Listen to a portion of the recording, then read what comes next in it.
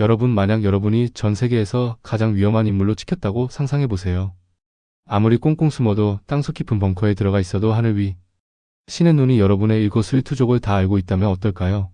내가 오늘 점심에 뭘 먹었는지, 누구와 은밀한 전화를 했는지까지 전부 데이터로 기록되고 있다면요. 정말 소름 돋지 않나요? 그런데 말입니다. 실제로 이런 일이 벌어졌습니다. 2026년 2월 중동을 호령하던 거대한 태양이 한순간에 꺼져버린 사건 말이죠. 세상을 보는 6개의 시선. 지식의 완성 인포큐브 렛츠고. 여러분, 2026년 2월의 어느 평범한 날을 떠올려 보세요. 이란의 수도 테헤란은 겉보기엔 평화로웠을 겁니다. 하지만 그 이면에는 이미 보이지 않는 전쟁이 치열하게 벌어지고 있었죠. 갑자기 테헤란 인근의 핵심 군사 시설과 비밀 거처를 향해 엄청난 폭음이 쏟아집니다. 하늘을 가르는 미사일 소리와 함께 거대한 폭발이 일어났고 전 세계 통신망은 일제히 한 남자의 이름을 띄웠습니다. 바로 이란의 최고 지도자 아야톨라 알리 하메네이가 사망했다는 소식이었죠. 이건 단순한 뉴스 한 줄이 아닙니다. 이슬람 혁명 이후 수십 년간 미국에 맞서 반미의 상징으로 군림했던 인물이, 그것도 미군과 이스라엘의 정밀 타격으로 한순간에 사라진 겁니다. 여러분, 이게 얼마나 말도 안 되는 일인지 감이 오시나요? 마치 우리 집 거실을 남에게 빌려준 줄 알았는데 그 사람이 내 안방 침대 밑에 폭탄을 설치한 것과 같은 충격입니다. 벙커버스터와 신의 눈 AI. 당시 현장은 그야말로 아비규환이었습니다.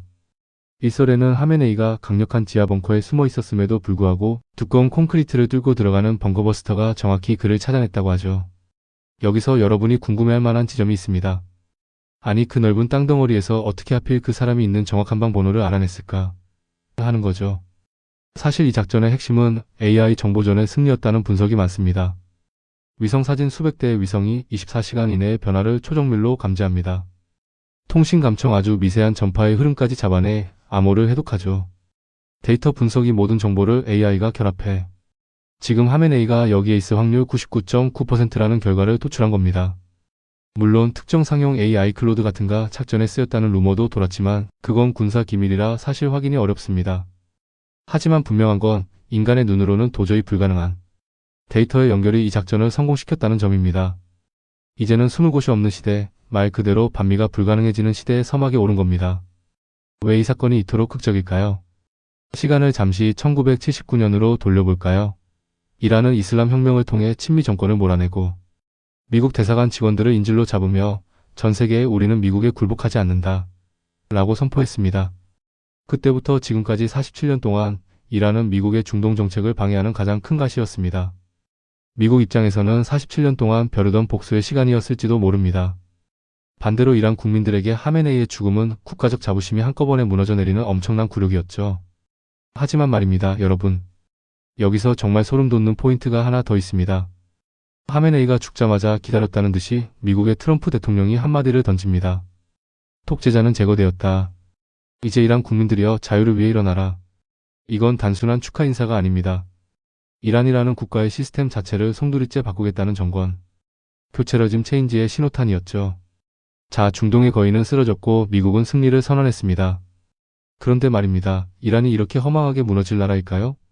전 세계 석유의 목줄을 쥐고 있는 이란이 이 죽음을 그냥 보고만 있을까요? 과연 이 죽음은 전쟁의 끝일까요? 아니면 우리가 상상도 못한 거대한 대재앙의 시작일까요? 여러분, 혹시 오늘 편의점에서 컵라면 하나 사드셨나요? 아니면 부모님 차를 타고 학원에 가셨나요? 아니, 이란 지도자가 죽은 거랑 내 라면값이랑 무슨 상관이야? 라고 생각할 수 있습니다. 하지만 이 이야기는 여러분의 지갑 사정과 아주 밀접하게 연결되어 있습니다. 이란이 가진 가장 무서운 무기는 미사일도 드론도 아닙니다. 바로 지도 하나만 펼쳐봐도 알 수 있는 좁디 좁은 바닷길 호르무즈 해협입니다. 지도를 보시면 이란과 오만 사이에 아주 좁은 통로가 보일 겁니다. 여기가 얼마나 좁냐고요? 가장 좁은 곳은 폭이 고작 33km 정도밖에 안 됩니다. 그런데 이 좁은 길로 전 세계 석유 소비량의 약 20%, 무려 하루 2천만 배럴의 기름이 지나갑니다. 쉽게 비유해 볼까요? 전 세계라는 거대한 거인이 목이 말라 죽겠는데 물을 마실 수 있는 빨대가 딱 이 호르무즈 해협 하나뿐인 겁니다. 이란이 이 빨대를 꽉 쥐고 내 말 안 들으면 확 꺾어버린다 라고 협박하면 전 세계 기름값이 요동치고 물가가 미친 듯이 뛰는 거죠. 실제로 이란은 위기가 올 때마다 이 해협을 봉쇄하겠다고 으름장을 놓곤 했습니다.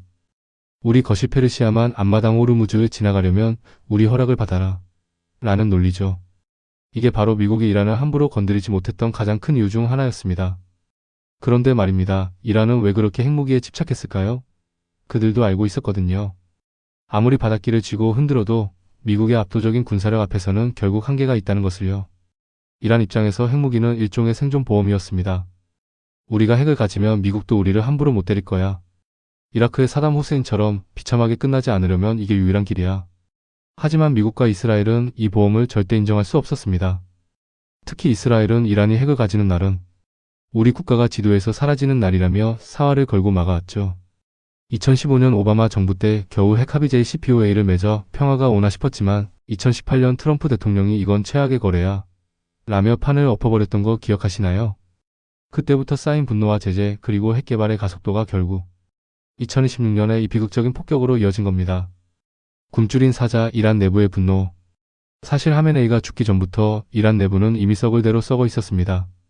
미국과 서방의 강력한 경제 제재 때문에 기름은 많은데 팔 데가 없고 물건은 자고 나면 껑충 뛰어 있었죠. 히잡을 쓰지 않았다고 여성을 체포해? 우리는 굶주리는데 지도자들은 호의호식해? 이란 곳곳에서는 이미 대규모 시위가 벌어지고 있었습니다. 국민들의 불만이 임계점에 도달해 있었던 거죠.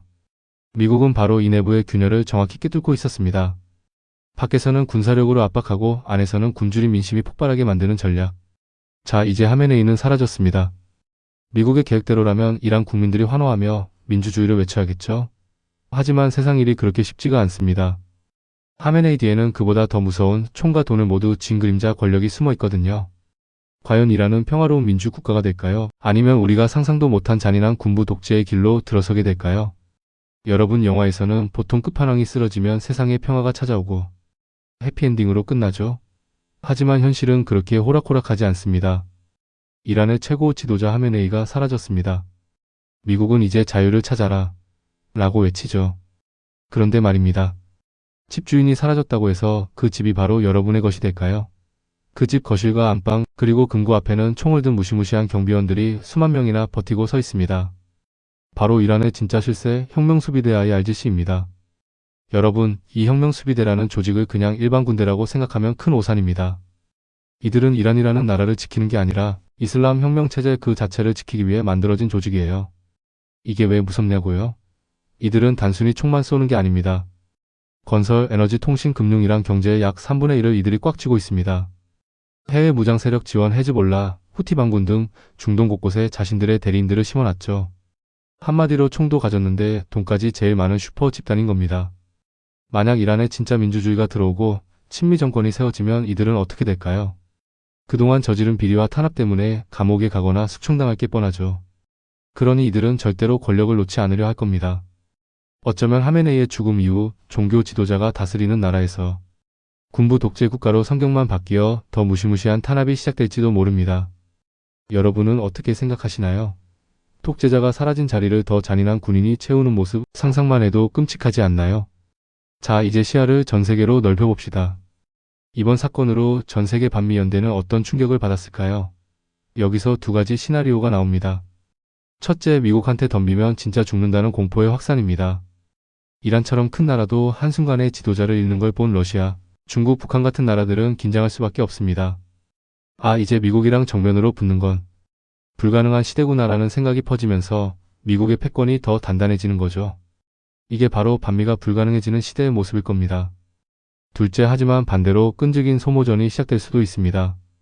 하메네이를 순교자로 떠받들며 이란과 그 우방들이 전 세계 곳곳에서 테러와 사이버 공격을 퍼붓는 거죠. 호르무즈 해협을 살짝살짝 건드리며 기름값을 올리고 미국을 계속해서 괴롭히는 겁니다. 미국이 아무리 강해도 모기떼처럼 달려드는 공격에는 지칠 수밖에 없거든요.